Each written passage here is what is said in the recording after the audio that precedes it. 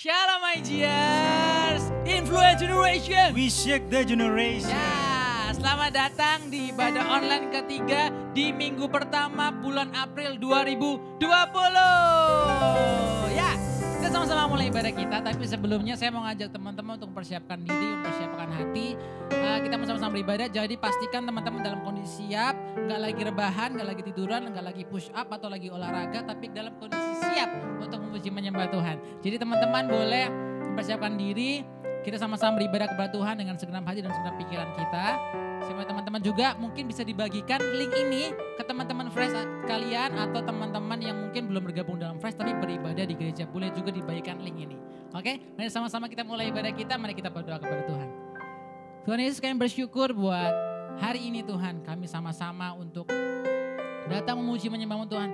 Fasilitas enggak menghalangi kami Tuhan untuk sama-sama kami bersatu hati, bersatu pikiran untuk memuji menyembah-Mu Tuhan dengan segenap hati kami. Sebab Kau sumber kekuatan kami. Kami tahu Tuhan waktu kami memuji Engkau, kami dikuatkan, kami merasakan kehadiran-Mu Tuhan di tempat kami Tuhan. Terima kasih Bapa, terima kasih Tuhan. Kami siap untuk memuji menyembah-Mu Tuhan di dalam nama Yesus Kristus. Haleluya. Amin.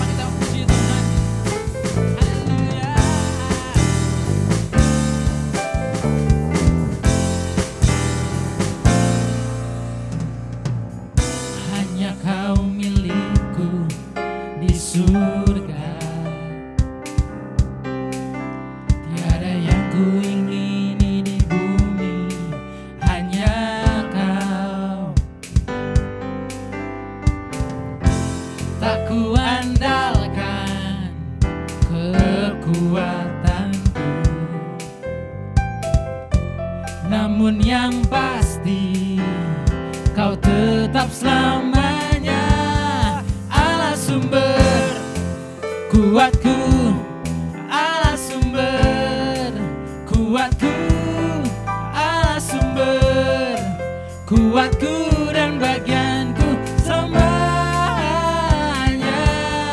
Allah sumber kuatku, Allah sumber kuatku, Allah sumber kuatku dan bagianku selamanya, selamanya.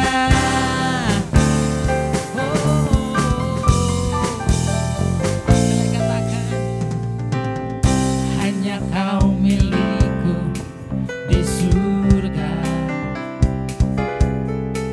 tiada yang ku ingini di bumi, hanya Kau.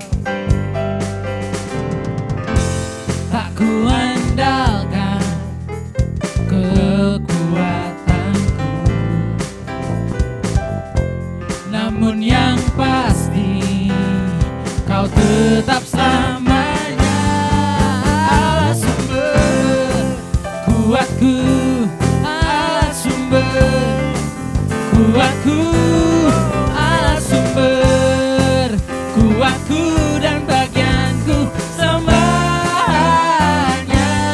Allah sumber kuatku, Allah sumber kuatku, Allah sumber kuatku dan bagianku semuanya. Allah sumber kuatku, Allah sumber kuatku, Allah sumber kuatku dan bagianku selamanya,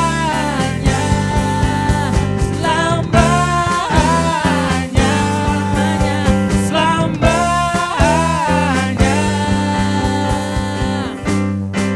selamanya.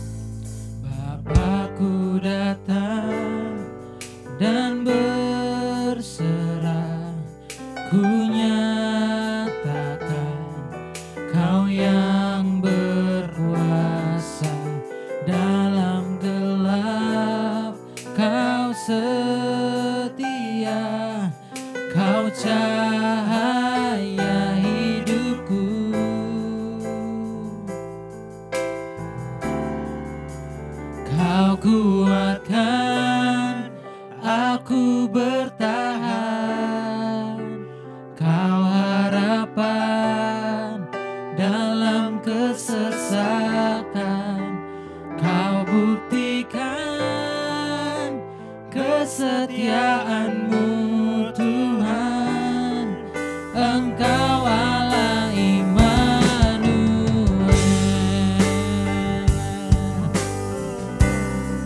Kau Allah Immanuel.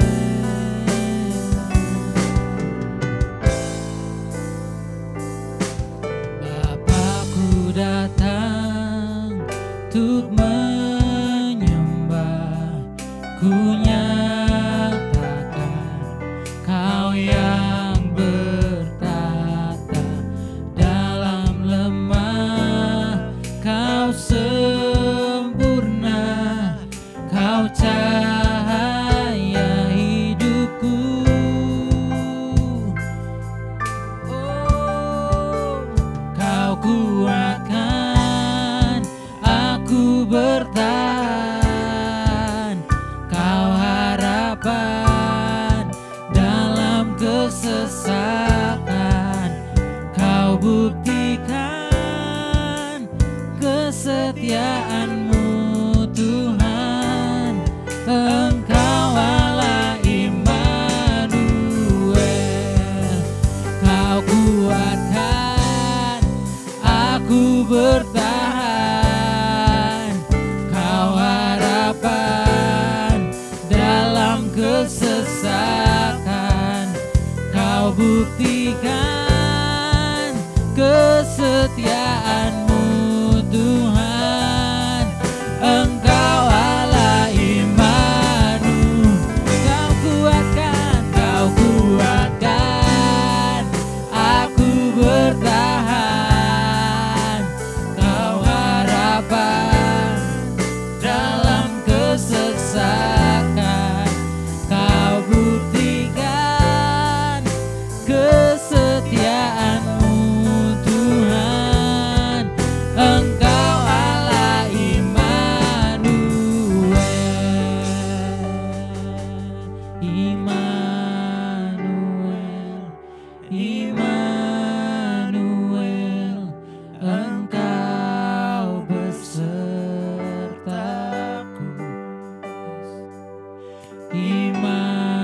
Immanuel, Immanuel, Engkau Allah besertaku.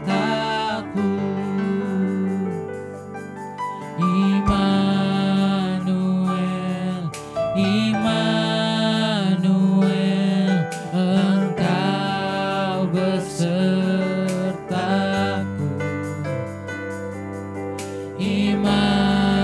Immanuel, Immanuel, Engkau Allah besertaku. Immanuel, Immanuel, Immanuel, Engkau besertaku.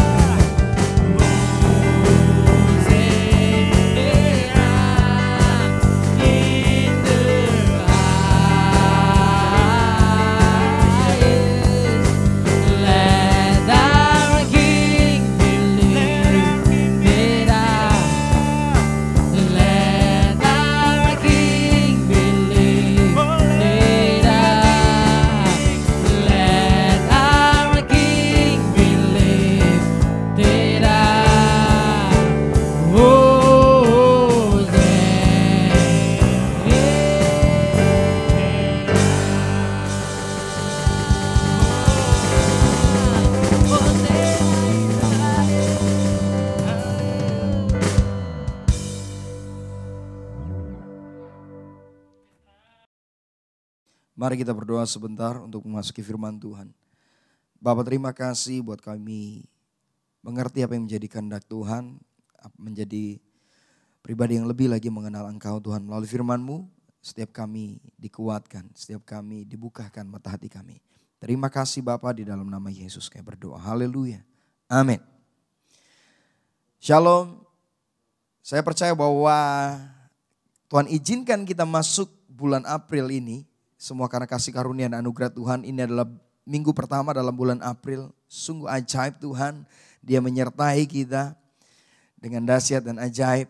Dan saudara, saya percaya bahwa setiap kita ketika kita mengalami hal-hal sulit, mengalami hal-hal yang susah dalam hidup kita, sesungguhnya bukan karena Tuhan jahat dalam hidup kita, tetapi justru karena Tuhan mengasihi kita, menyayangi kita.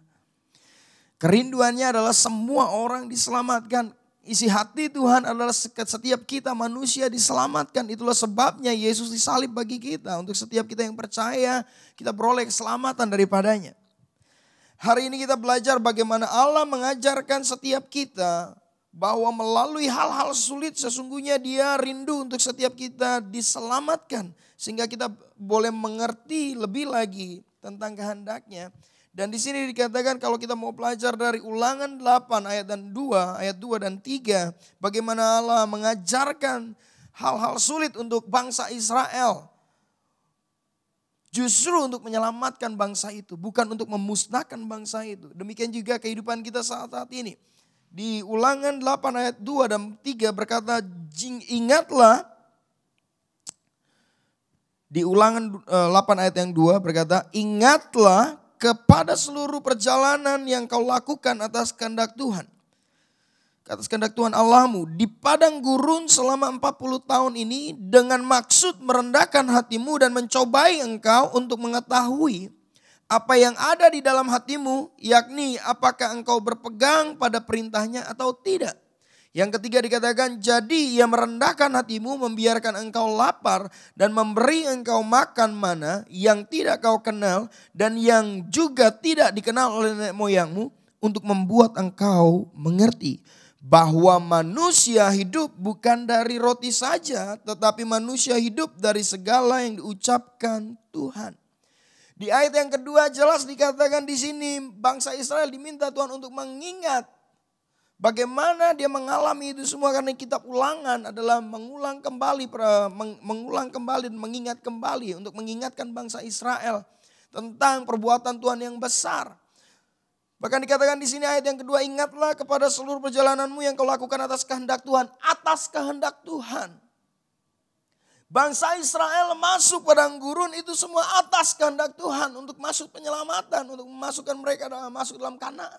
Mereka harus melalui padang gurun. Dan banyak hal terjadi di sana. Jadi Allah membawa bangsa Israel. Demikian juga saya percaya kalau Tuhan izinkan, sekali lagi Tuhan izinkan bukan berarti sakit penyakit yang ada saat ini, wabah yang ada saat ini itu perbuatan Tuhan, bukan. Tapi karena Tuhan izinkan, saudara. Di sini dikatakan supaya apa? Supaya dengan maksud merendahkan hatimu dan mencobai engkau. Mencobai di sini bukan berarti Tuhan mencobai kita. Iseng-iseng itu bukan. Tapi menguji sesungguhnya. Seperti itu. Menguji kita. Dikatakan menguji kita. Untuk mengetahui apa yang ada dalam hatimu. Jadi Tuhan mau melihat sebenarnya apa sih yang ada dalam hati kita. Melalui hal-hal yang sulit ini Tuhan mau lihat sesungguhnya yang ada dalam hati kita itu apa. Apakah yang ada dalam hati kita itu Yesus Kristus? Apakah yang ada dalam hati kita itu pribadi Tuhan? Atau sudah mulai bergeser? Atau kita sudah tidak mulai lagi norsatukan Tuhan? Kita sibuk dengan pelayanan, kita sibuk dengan hal-hal yang lain, saudara. Kita sibuk dengan hal-hal yang mungkin saudara ketenaran dan lain sebagainya. Kita lebih mencari hal yang bukan esensi sesungguhnya. Karena firman Tuhan katakan carilah dahulu kerajaan Allah dan kebenarannya. Maka semua akan ditambahkan kepadamu. Itulah yang paling inti, dikatakan carilah dahulu kerajaan Allah. Melalui masa-masa sulit dalam hidup kita saat-saat ini, maksudnya adalah merendahkan hati kita bahwa dalam hidup kita yang berkuasa, yang bertahta, yang berdaulat adalah Yesus Kristus Tuhan. Bukan siapapun atau apapun. Itulah dikatakan bermaksud untuk merendahkan hatimu sehingga dari mulut dan hati kita mengaku, Yesus tanpamu aku gak bisa. Yesus tanpamu aku gak mampu. Disitulah dikatakan dengan maksud merendahkan hatimu. Kalau selama ini kita puas dengan pelayanan kita yang ada di gereja, kita puas dengan kerohanian kita sehingga kita mulai melakukannya itu bukan dengan kerinduan atau kasih kepada Tuhan, tapi menjadi satu rutinitas bahwa kita ke gereja adalah rutinitas, kita pelayanan itu adalah mungkin sebagai kewajiban dan sebagainya. Bukan sebagai kerinduan atau kasih kita kepada Tuhan. Lalu dikatakan di sini, sebab hal itu adalah dikatakan di sini ayat yang kedua dikatakan selanjutnya, dan mencobai engkau mengetahui apa yang ada dalam hatimu, yakni apakah engkau berpegang pada perintahnya atau tidak. Ketika masa-masa yang enak atau ketika kita diberkati, ketika tidak ada kesulitan memegang melakukan perintah Tuhan, mungkin tidak menjadi satu hal yang sulit dalam hidup kita. Tetapi ketika kita dipepet, ketika kita masuk dalam masa-masa sulit, disinilah kita benar-benar diuji. Apakah kita mau tetap berharap sama Tuhan? Apakah kita masih mau tetap berpegang pada firman-Nya?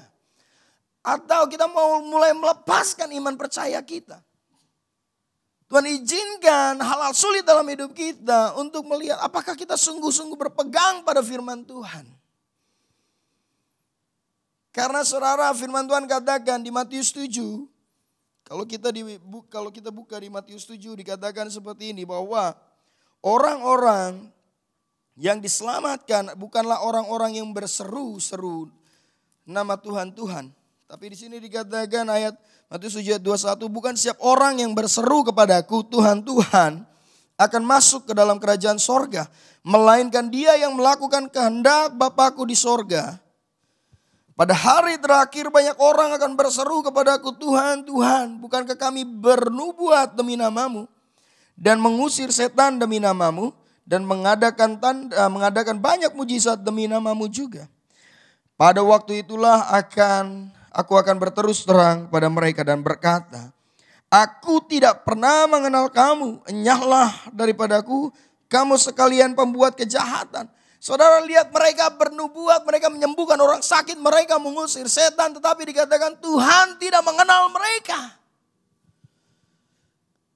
Kenapa saudara? Karena mungkin hanya melakukan firman Tuhan ketika di gereja saja, tapi tidak di rumah, tidak ada integritas. Dikatakan firman Tuhan di sini diulangan, kalau kita kembali ke Ulangan 8 di sana, Tuhan izinkan bangsa Israel masuk padang gurun 40 tahun untuk melihat apakah mereka berpegang pada firman Tuhan atau tidak. Artinya justru lewat masa-masa sulit inilah Tuhan lihat apakah kita tetap mau melakukan firman Tuhan atau tidak. Khususnya kalau ketika kita malah justru sering di rumahnya, saudara, kita kelihatan aslinya. Bagaimana asli kita? Kita diproses di sana. Di rumah kita diproses. Bagaimana kita bisa tetap melakukan firman Tuhan setiap hari. Kalau yang sudah menikah dilihat, istri anaknya melihat bagaimana dia melakukan firman Tuhan. Demikian juga sebaliknya. Sebagai anak, apakah kita melakukan firman Tuhan atau tidak selama kita di rumah? Jadi semuanya, tidak hanya kita. Semuanya ini kita sedang mengalami. Bagaimana kita sedang diuji sama Tuhan. Tapi maksudnya adalah bukan untuk mencelakakan kita, tetapi untuk menyelamatkan kita. Lalu di ayat yang ketiga dikatakan, jadi ia merendahkan hatimu, membiarkan engkau lapar dan memberi engkau makan mana. Di sini dikatakan membiarkan engkau lapar, memberi engkau makan mana. Jadi Tuhan izinkan mereka kelaparan, gak ada makanan, lalu memberi makan mana. Yaitu sesuatu yang belum pernah mereka rasakan. Bahkan nenek moyang mereka juga belum pernah merasakannya. Mana itu turun dari surga. Mana itu turun setiap pagi seperti embun, bersamaan dengan embun dia turun. Di sini dikatakan yang tidak kau kenal dan yang juga tidak dikenal oleh nenek moyangmu. Untuk membuat engkau mengerti bahwa manusia hidup bukan dari roti saja, melainkan manusia hidup dari segala yang diucapkan Tuhan. Jadi di sini jelas sekali Tuhan menekankan bahwa yang terutama adalah pribadinya, yaitu firman Tuhan inilah yang paling utama. Bahwa manusia tidak hidup dari roti saja. Artinya kita hidup bukan dari apa yang kita miliki saat ini, apa yang kita punya, baik jabatan, harta, apapun itu. Kita tidak hidup dari itu, tapi kita hidup dari firman Tuhan. Sebab sekalipun kita memiliki segalanya, kita memiliki mungkin kita tidak kekurangan makanan, tidak kekurangan pakaian, bahkan tempat tinggal yang bagus. Kita tidak hidup oleh itu, tapi kita hidup oleh firman Tuhan. Kenapa? Ketika firman Tuhan katakan kau mati, maka kita akan mati. Tetapi sekalipun mungkin keadaan kita semua terbatas, keadaan kita sepertinya kekurangan. Tapi ketika firman Tuhan katakan engkau akan hidup, maka kita akan hidup. Sebab itulah dikatakan bahwa kita hidup bukan dari roti saja, tapi dari firman Tuhan. Akhir-akhir ini biarlah itu menjadi hal-hal yang sulit dalam hidup kita ini, biarlah menjadi satu perenungan dalam hidup kita. Adakah firman itu yang menjadi penopang hidup kita? Atau kita berharap pada yang lain? Biarlah itu menjadi sesuai dengan kehendak Tuhan. Bahwa kita hidup sesuai dengan firman Tuhan. Dan saya percaya orang-orang yang berharap, orang-orang yang melakukan firman Tuhan, yang mengandalkan Tuhan, dia tidak akan dikecewakan. Dia tidak akan ditinggalkan, saudara. Dan saya percaya bahwa firman Tuhan itu tidak akan pernah gagal. Dan tidak akan pernah kembali sia-sia. Jadi sekali lagi di sini dua hal. Di ayat yang kedua dan ketiga, Tuhan mau melihat hati kita sesungguhnya. Tuhan mau lihat respon kita, apakah kita melakukan firman Tuhan atau tidak ketika kita diperhadapkan dengan hal-hal sulit. Yang ketiga dikatakan untuk membuat kita sadar bahwa kita hidup oleh karena firman Tuhan, bukan karena apapun juga. Tapi karena firman Tuhan. Firman itulah karena kenapa saudara? Kalau kita baca lagi Kejadian pertama saudara. Bagaimana bumi diciptakan. Semua dikatakan berfirmanlah Allah. Berfirmanlah Allah. Berfirmanlah Allah. Karena dari apa yang tidak ada menjadi ada karena firman Tuhan. Karena segala sesuatunya diciptakan oleh firman Tuhan. Itulah kenapa pentingnya kita tetap melakukan firman Tuhan dalam hidup kita agar kita tetap hidup. Dan Tuhan mau apakah setiap kita tetap mengasihi Dia. Apapun yang terjadi, apapun yang kita alami akhir-akhir ini, tetap mengasihi Dia. Tetap berharap pada Dia. Kalau kita buka Filipi 3 ayat yang ke-10. Paulus berkata, yang kuhendaki ialah mengenal Dia dan kuasa kebangkitannya. Dan persekutuan dalam penderitaannya di mana aku menjadi serupa dengan Dia di dalam kematiannya. Supaya aku akhirnya beroleh kebangkitan dari antara orang mati. Jadi yang Paulus kehendaki adalah mengenal Dia dan kuasa kebangkitannya dan menjadi serupa dalam penderitaannya. Justru melalui penderitaan, hal yang sulit dalam hidup kita dilihat. Sama seperti apa yang kita doakan atau nyanyikan. Ku mau sepertimu Yesus. Justru lewat masa-masa sulit inilah Tuhan mau menjadikan kita serupa dan segambar dengan Dia. Menjadi seperti Yesus dalam penderitaannya. Kenapa dalam penderitaan saudara? Ya jelas. Kalau dalam hal-hal yang enak, hal-hal yang tidak sulit. Ya. Semua orang bisa. Tapi ketika masuki hal-hal yang sulit, masuki hal-hal yang susah dalam hidup kita.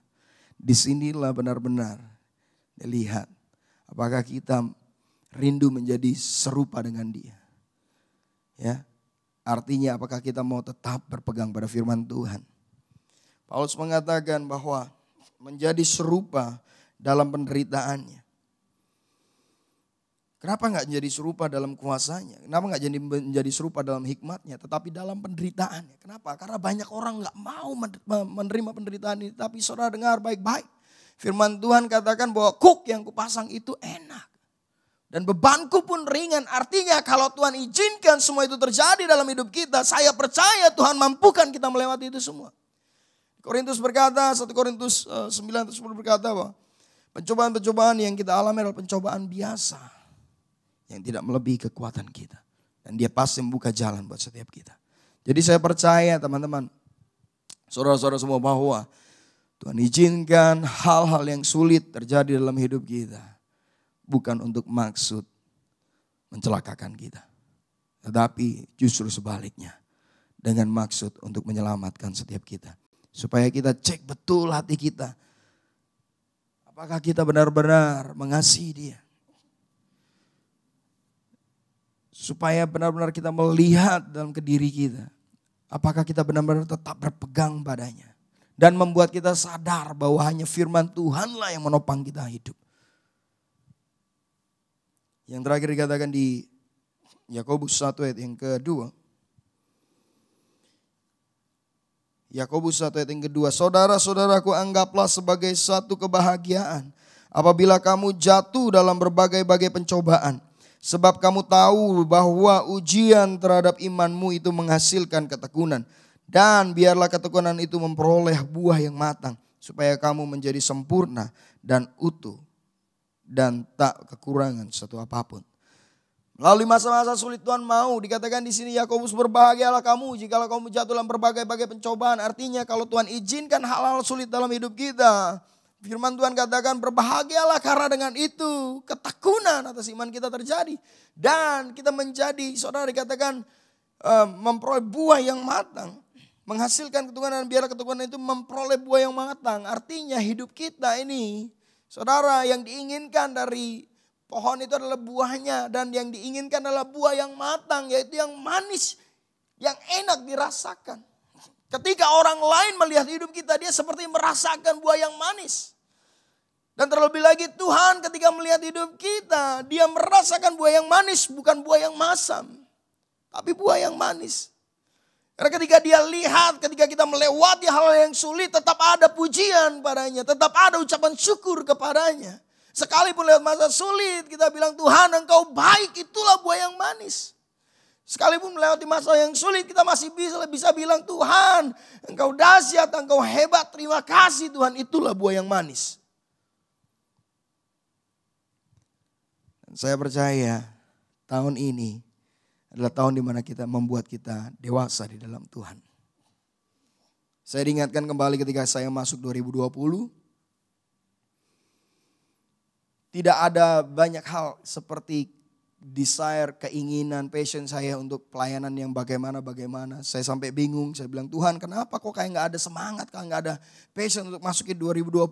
Seperti kok biasa aja Tuhan. Dan di sanalah Tuhan bilang, apapun yang terjadi tetaplah layani aku. Lalu saya bilang masuk ke 2020 Tuhan, apapun yang terjadi, saya mau tetap melayani Tuhan. Saya belum tahu dengan segala hal yang terjadi tahun 2020 ini. Tetapi saya berdoa mengambil keputusan apapun yang terjadi, saya akan tetap melayani Tuhan. Saya tidak tahu kalau semuanya ini akan seperti ini. Tapi satu hal saya bilang, oh kenapa kok Tuhan mau. Ketika masuk ke 2020 Tuhan ingatkan ini. Dan saya juga mau mendorong saudara, mau encourage setiap kita bahwa apapun yang terjadi dalam hidup kita tetaplah layani Tuhan, tetaplah mengasihi Dia karena Dia memang baik, karena Dia memang luar biasa. Dan setelah lagi kita akan mengadakan perjamuan kudus, kita makan roti dan minum anggur. Dan biarlah perjamuan kudus ini bukan lagi hal yang rutinitas kita lakukan di gereja. Justru lewat hal sulit ini membuat kita merenungkan benar-benar bahwa pengorbanan Yesus dalam hidup kita itu sangat berarti. Pengorbanannya di kayu salib itu sangat berarti. Penderitaannya buat setiap kita sangat berarti. Dan ketika kita nanti makan roti, ingat bagaimana Dia tubuhnya dicambuk, didera. Karena oleh bilur-bilurnya itulah kita disembuhkan. Oleh darahnya kita diselamatkan, setiap dosa kita dihapuskan. Oleh karena karya salib Tuhan. Jadi hari ini, apapun yang terjadi tetaplah, biarlah setiap kita kedapatan berkenan di hadapan Tuhan. Hati kita tetap melekat kepadanya. Dan apapun yang terjadi kita tetap melakukan firman Tuhan. Dan kita disadarkan bahwa hidup kita ini ada oleh karena firman Tuhan, bukan karena yang lain. Biarlah hati kita semakin melekat kepadanya. Sebelum kita lakukan perjamuan kudus, mari kita berdoa bersama-sama untuk firman Tuhan yang sudah kita tangkap, yang sudah kita dengar. Bapa, terima kasih. Firman-Mu sungguh menguatkan kami. Firman-Mu memberikan kami pengharapan. Sungguh oleh karena firman-Mu lah kami hidup. Oleh karena firman-Mu lah kami ada sampai saat ini. Dan Tuhan, biarlah hati kami terus kedapatan berkenan di hadapan-Mu. Dan apapun yang terjadi kami mau tetap melakukan firman Tuhan. Karena firman Tuhanlah yang menjamin kehidupan kami. Terima kasih Tuhan. Kalau sebentar kami nanti menerima perjamuan kudus, tubuh dan darah-Mu. Roti dan anggur sucikan, kuduskan yang sudah kami persiapkan. Tuhan, tahirkan, layakkan kami untuk menerima tubuh dan darah-Mu. Terima kasih Bapa. Di dalam nama Yesus kami berdoa dan mengucap syukur. Amin. Tangan kuat yang menopangku, selalu menuntunku. Ku tak dapat jalan sendiri. Yesus, ku perlu kasih-Mu, ku perlu kuasa-Mu sampai akhir hidupku. Tangan kuat yang memegangku, selalu menuntunku. Ku tak dapat jalan sendiri.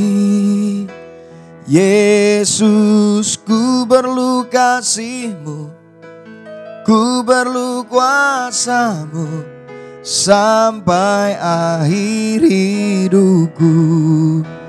Tangan kuat yang memegangku, selalu menuntunku.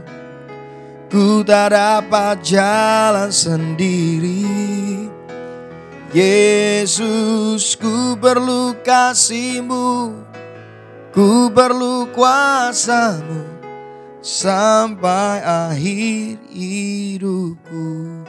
Sesuai dengan apa yang sudah diumumkan melalui WhatsApp dan juga kolom deskripsi, mari kita siapkan roti dan anggur atau penggantinya. Dan terlebih lagi kita siapkan hati kita untuk kita menerima tubuh dan darah Yesus, untuk mengingat pengorbanannya. Mari saya kasih waktu saudara untuk mempersiapkan semua sambil kita naikkan pujian ini.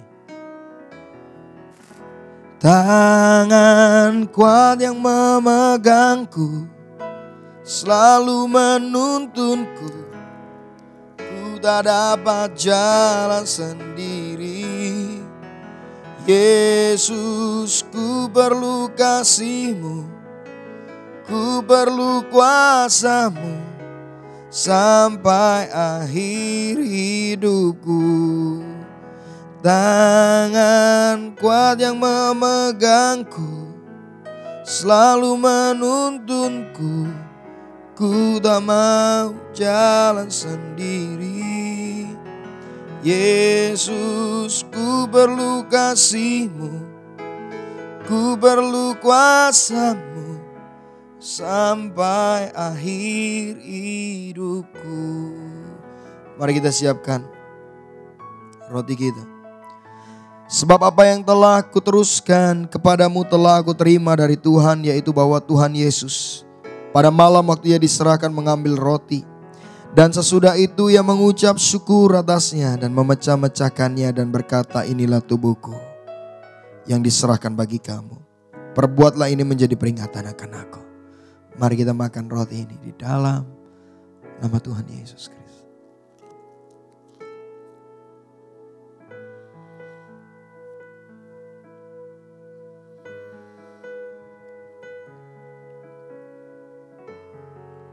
Demikian juga Ia mengambil cawan sesudah makan, lalu berkata, cawan ini adalah perjanjian baru yang dimateraikan oleh darahku. Perbuatlah ini setiap kali kamu minumnya menjadi peringatan akan aku.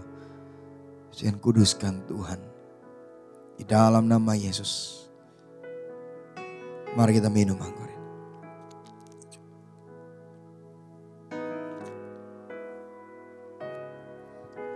Ucap syukur Tuhan, pengorbanan-Mu, tubuh dan darah-Mu yang serahkan bagi kami, untuk kami boleh diselamatkan. Dan saat ini kami berdoa buat setiap anak-anak-Mu, buat setiap jemaat-Mu. Mulai persekutuan kami dengan tubuh dan darah-Mu, kami percaya ada kesembuhan terjadi, ada pengharapan, kami dikuatkan kembali Tuhan. Dan kami percaya mujizat juga terjadi. Terima kasih Bapa. Dalam nama Yesus kami berdoa. Amin.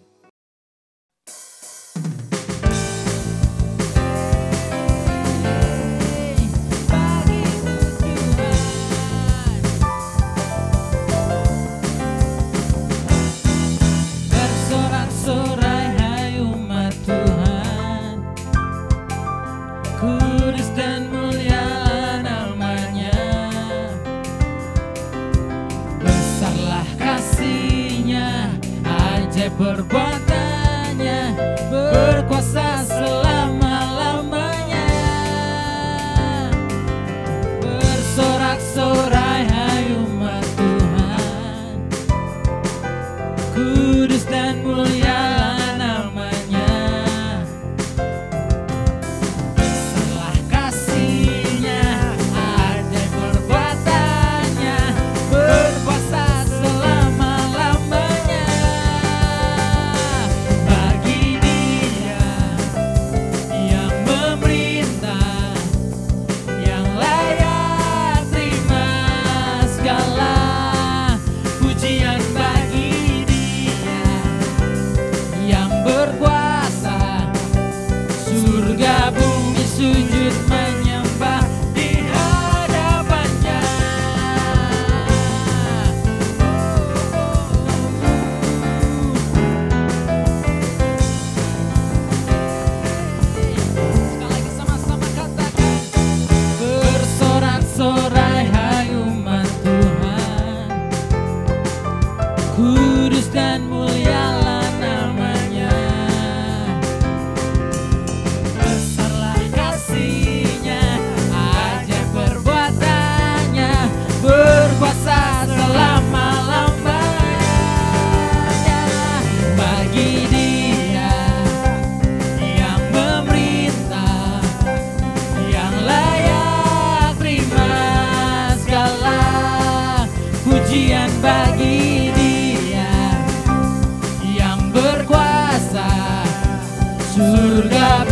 sujud menyembah di hadapannya.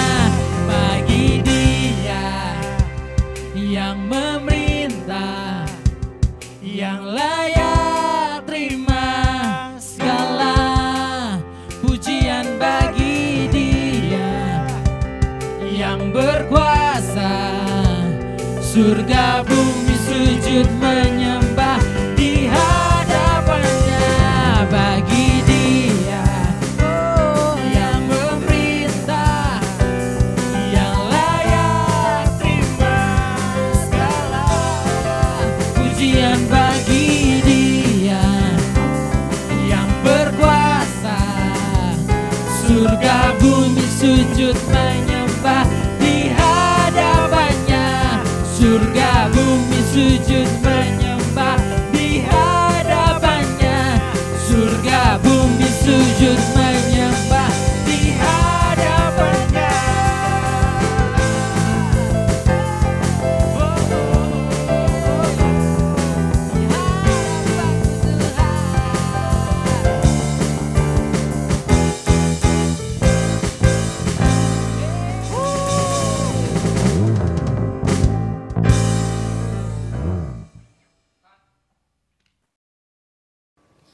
Ya, bagi teman-teman nanti akan ada ibadah juga Jumat Agung hari Jumat depan ini. Jadi sama seperti hari ini dipersiapkan roti dan anggur atau penggantinya boleh. Jadi, tetap jaga kesehatan, stay at home, dan terlebih lagi ini kesempatan untuk kita berdoa lebih lagi. Tidak hanya untuk diri kita tapi kita juga berdoa buat bangsa dan kota kita. Tuhan Yesus memberkati. Mari kita angkat tangan kita berdoa. Kami mengangkat tangan kami memberkati bangsa kami. Kau berkati presiden, wakil presiden, juga pemerintahan saat ini sedang bergerak untuk mengatasi wabah COVID-19 ini Tuhan Yesus. Dan kami percaya Tuhan mampukan setiap kami melewati ini semua. Juga kota kami khususnya Yogyakarta. Tuhan berkati. Mana kami tinggal saat ini, perlindungan Tuhan nyata atas kami. Juga orang tua kami yang, sanak saudara kami yang mungkin terpisah dengan kami saat ini Tuhan. Tebungkus ke saudaramu. Dan biarlah berkat daripada Allah Bapa, cinta kasih daripada Tuhan Yesus Kristus. Dan perlindungan oleh kuat kuasa Roh Kudus menyertai kami. Dari sekarang sampai selama-lamanya. Di dalam nama Yesus kami berdoa. Haleluya. Amin. Tuhan Yesus memberkati.